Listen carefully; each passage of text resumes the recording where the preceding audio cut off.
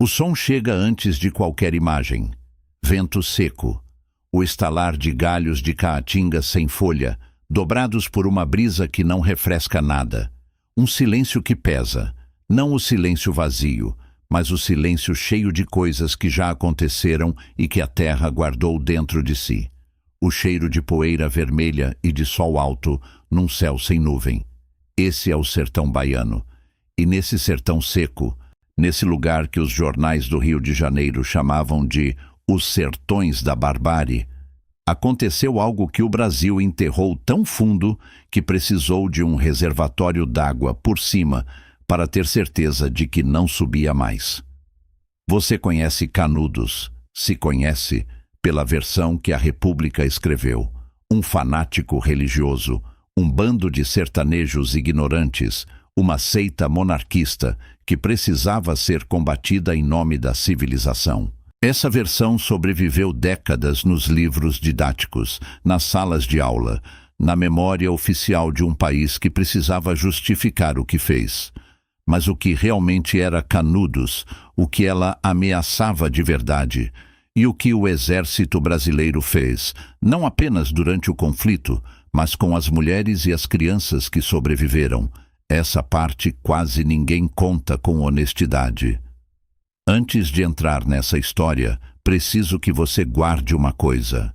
Quando Canudos caiu em outubro de 1897, depois de 4 expedições militares e do bombardeio sistemático de uma cidade de 30 mil pessoas com artilharia Krupp alemã, o que aconteceu com os sobreviventes, especialmente as crianças e as mulheres, é o detalhe que a República enterrou mais fundo do que qualquer outro. Mais fundo até do que os próprios escombros de Canudos. Eu chego até ele. Mas primeiro você precisa entender o que foi construído naquele vale e por que precisou ser destruído. Isso não é nostalgia, não é história de fanático nem de louco. É a história de como o Estado brasileiro assassinou uma cidade e de por que ele precisou fazer isso. A República Brasileira tinha 4 anos em 1893. 4. O golpe militar que derrubou Dom Pedro II havia acontecido em novembro de 1889, menos de uma geração antes. O novo governo prometia modernidade, positivismo, progresso, as 3 palavras que cabiam na bandeira. Mas no sertão baiano, em 1893, nada havia mudado. Deixa eu ser mais preciso do que isso. No sertão nordestino de 1893, o sertanejo comum, aquele nascido e criado naquele chão seco e difícil, vivia sob um sistema que não havia mudado na substância desde o período colonial. A terra pertencia aos coronéis, não como metáfora, literalmente. Os grandes proprietários rurais do interior tinham autoridade política, judicial e física sobre todos que viviam em suas terras ou nas proximidades. Eles decidiam em quem votar, quem prendia quem, quanto o trabalhador recebia pela colheita, quem tinha acesso à água do poço. A República não havia tocado nisso. A República, em alguns aspectos, havia fortalecido isso, porque o novo sistema eleitoral dependia exatamente desses coronéis para organizar o voto nos municípios do interior. E o sertão era, além de tudo, uma terra de seca. A Grande Seca de 1877 a 1879 havia matado estimados 500 mil pessoas no Nordeste. 500 mil de pessoas. Mortas de fome e de abandono, num país que havia acabado de proclamar uma república de progresso e que aboliria a escravidão 9 anos depois.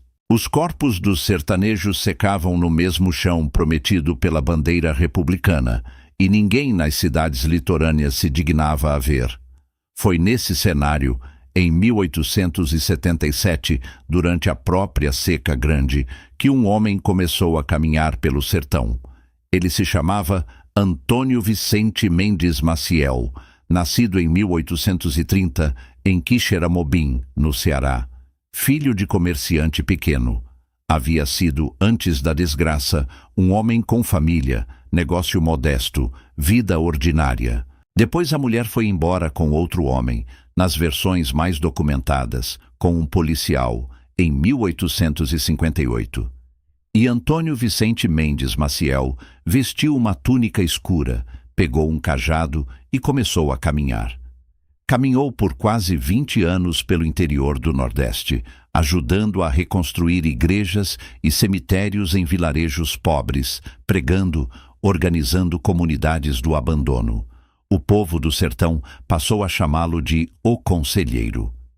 Em 1893, já com mais de 60 anos, magro, barba longa, olhos que quem o viu descrevia como acesos com uma intensidade que intimidava ou atraía, dependendo de quem estava contando, Antônio Conselheiro e seus seguidores se instalaram num vale no município de Monte Santo, na Bahia. Uma antiga fazenda de gado abandonada, às margens do rio Vaza Barris. O nome do lugar era Canudos. E o que eles construíram ali nos 4 anos seguintes é o que a história oficial de 1897 precisou apagar com mais urgência. Canudos no auge, em 1896, era uma cidade. Não um acampamento, não um vilarejo, uma cidade. Os documentos militares e os relatos de jornalistas da época, sistematizados por historiadores como José Calazans, ao longo de décadas de pesquisa, estimam a população entre 25 mil e 30 mil pessoas. Isso fazia de Canudos, naquele momento, a segunda maior cidade do estado da Bahia. Só Salvador era maior. Pensa no que isso significa. Em 4 anos, no sertão seco, em terra que não pertencia a ninguém e que por isso pertencia a todos. Uma comunidade das pessoas mais pobres do Brasil construiu a segunda maior cidade da Bahia, sem subsídio do governo, sem empréstimo de banco, sem coronel mandando fazer. Não havia aluguel em Canudos, a terra era comunal. Conselheiro entendia de forma prática e direta que a propriedade privada da terra era o mecanismo principal pelo qual os coronéis controlavam o pobre. Retire o aluguel, retire a questão da posse, e você retira a ferramenta de dominação. Chegavam de todo o sertão, ex-escravizados que não tinham para onde ir depois de 1888, sertanejos arruinados pela seca, indígenas expulsos de suas terras, migrantes pobres de Sergipe, Pernambuco, Piauí, e construíam casas, e plantavam, e trocavam, e rezavam juntos numa variante do catolicismo popular que não precisava de bispo nem de padre, designado pela hierarquia eclesiástica que historicamente havia ficado do lado dos poderosos. E aqui está o que nenhuma versão oficial dessa história conta com a devida clareza. Os coronéis da região perceberam algo que os alarmou muito mais do que qualquer teologia. Canudos estava ficando economicamente independente. Meeiros estavam abandonando as roças dos coronéis para ir a Canudos, onde trabalhariam para si mesmos. Trabalhadores domésticos, muitos deles ex-escravizados, estavam deixando as casas dos poderosos para se juntar à comunidade. O fornecimento de mão de obra do qual toda a economia rural do sertão dependia estava indo embora a pé, em direção a um vale às margens do rio Vaza Barris. Guarda esse detalhe.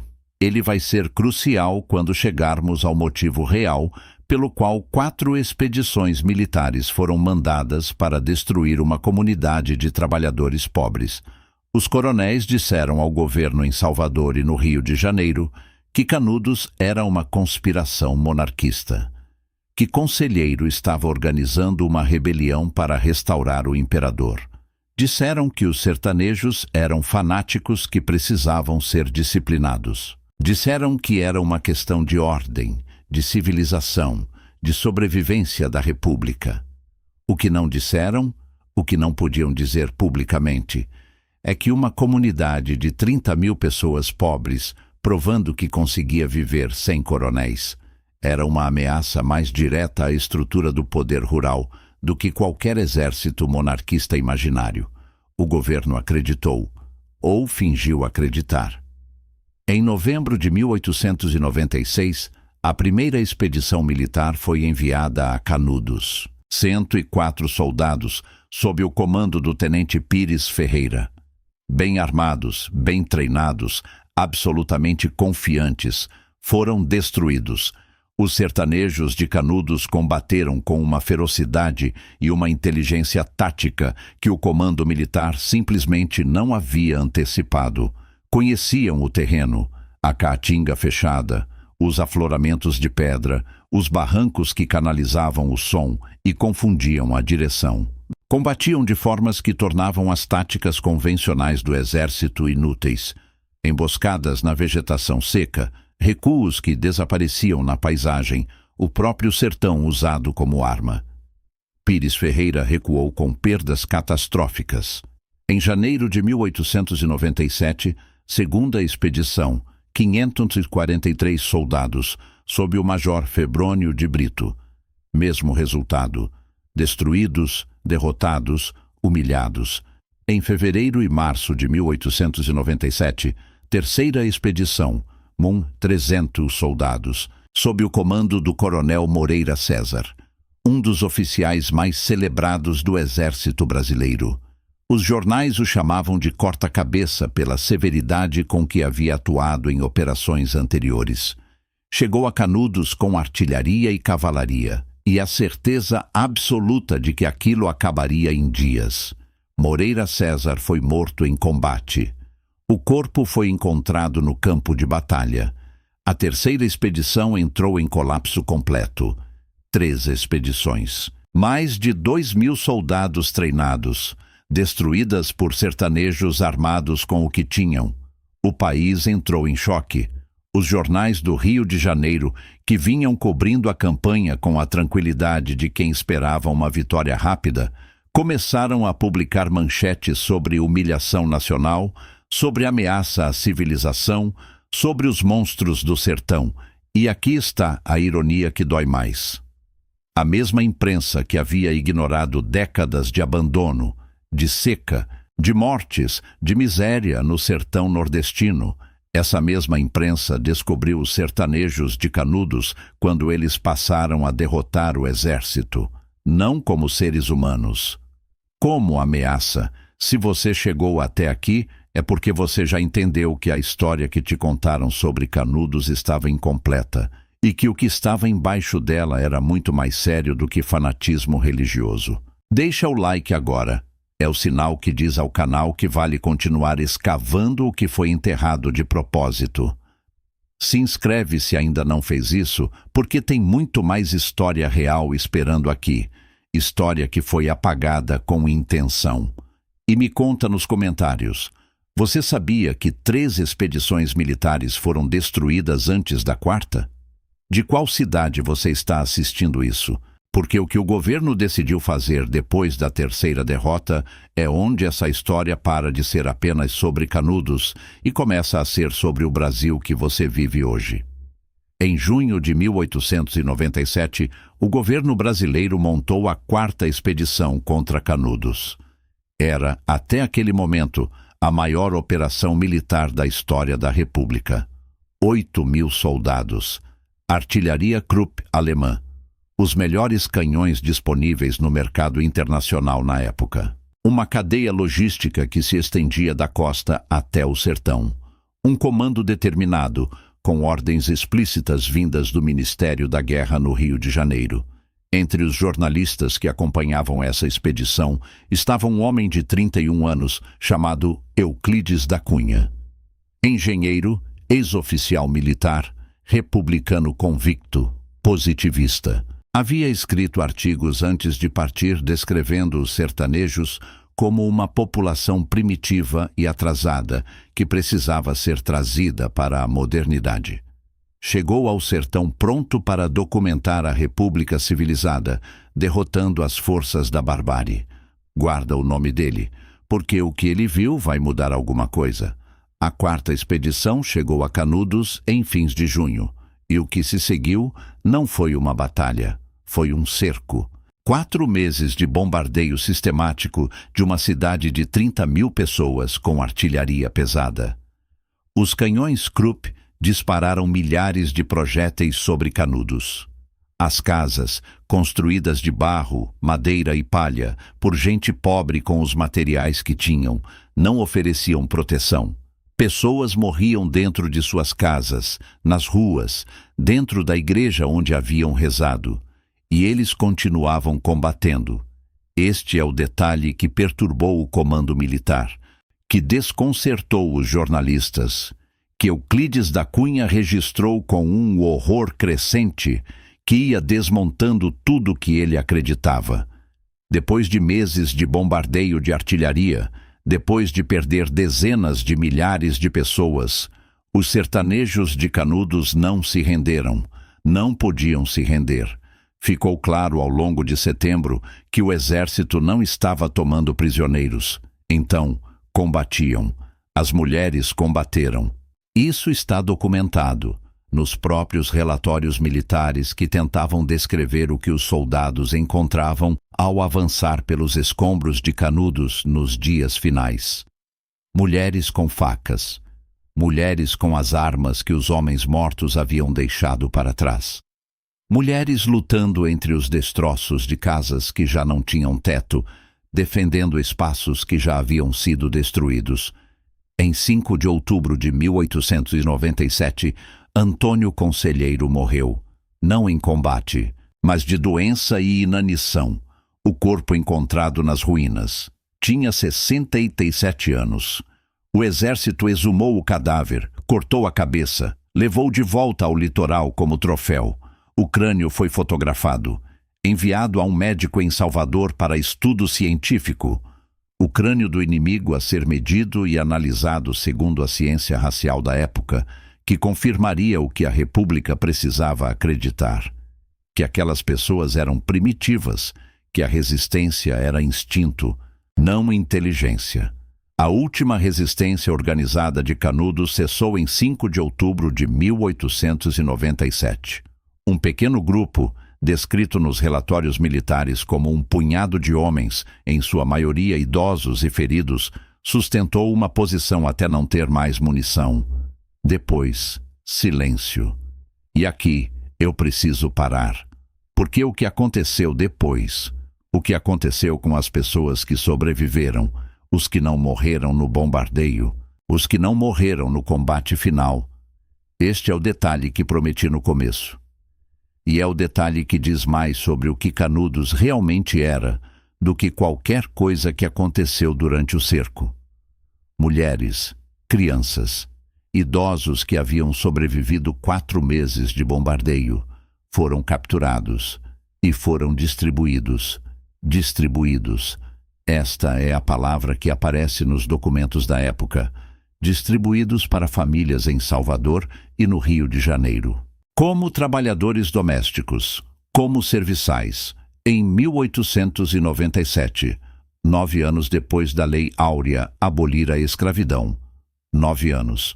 Historiadores que estudaram o período, incluindo José Calazans, que dedicou décadas à pesquisa sobre Canudos, documentaram casos de crianças de Canudos que chegaram às casas de famílias nas capitais depois do conflito e passaram anos trabalhando como serviçais, sem remuneração, sem liberdade de ir embora, sem recurso legal algum.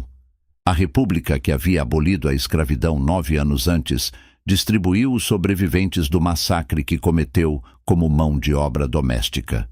E ninguém chamou de escravidão, porque não tinha mais esse nome. Os escombros de Canudos foram deixados ao sol e à caatinga.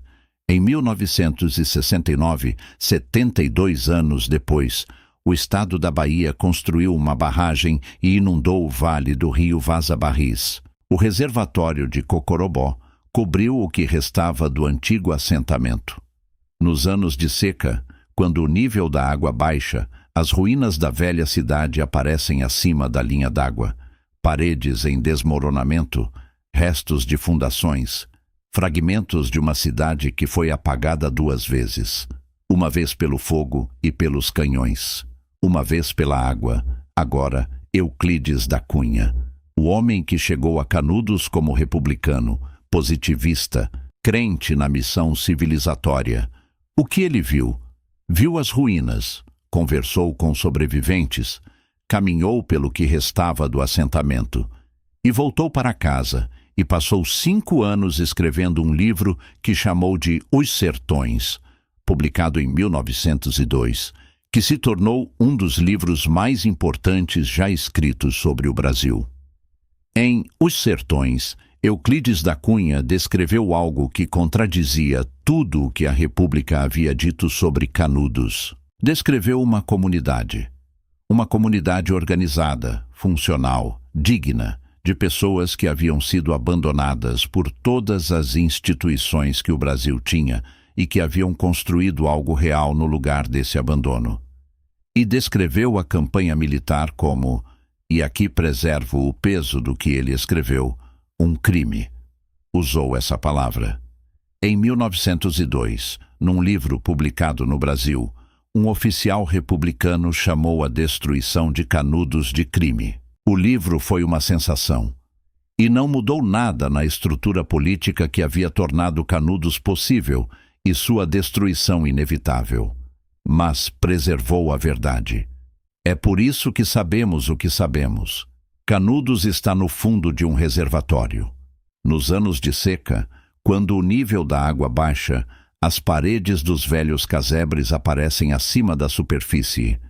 Uma cidade ressurgindo do fundo da água para dizer alguma coisa que ainda não foi dita alto o suficiente. O que Canudos era, não era primitivismo. Não era fanatismo. Era uma resposta específica, prática, funcionando. A pergunta que o Brasil nunca quis enfrentar de frente. O que acontece quando os pobres decidem que não precisam mais dos ricos para sobreviver? A resposta que a República Brasileira deu em 1897 foi 8.000 soldados e artilharia alemã. Quando você olha para o Brasil de hoje, para a concentração de terra que faz do Brasil um dos países de distribuição fundiária mais desigual do mundo, para os movimentos de trabalhadores rurais que ocupam terras improdutivas e são chamados nos mesmos jornais de baderneiros e fanáticos, para as periferias das grandes cidades onde comunidades inteiras constroem sua própria infraestrutura porque o Estado nunca chegou. Você está olhando para a pergunta de Canudos ainda sem resposta. A comunidade que as famílias de coronéis e os ministros da República chamaram de ameaça à civilização era, na prática, o experimento mais sério de civilização popular que o Brasil havia produzido. Foi destruída exatamente por isso. Canudos não foi vencida, foi apagada. E o Brasil que apagou Canudos ainda não terminou de decidir o que fazer com a pergunta que ela deixou. Me diz uma coisa nos comentários e pensa com cuidado antes de responder, porque não tem resposta fácil. Você acha que Canudos foi destruída porque era uma ameaça real à República ou porque provava que os pobres eram capazes de viver sem depender dos coronéis e do Estado? Porque essa pergunta não é só sobre 1897, é sobre agora. Se esse vídeo mudou a forma como você enxerga o Brasil, não apenas o passado, mas as estruturas que você vê funcionando hoje, deixa o like. É o que diz ao canal que vale a pena continuar escavando o que foi deliberadamente enterrado. Se inscreve para não perder os próximos documentários. Tem muito mais história real, história que foi apagada de propósito, esperando aqui. E se você quer continuar nessa viagem pelo Brasil que a escola não te contou, o próximo vídeo está aqui ao lado.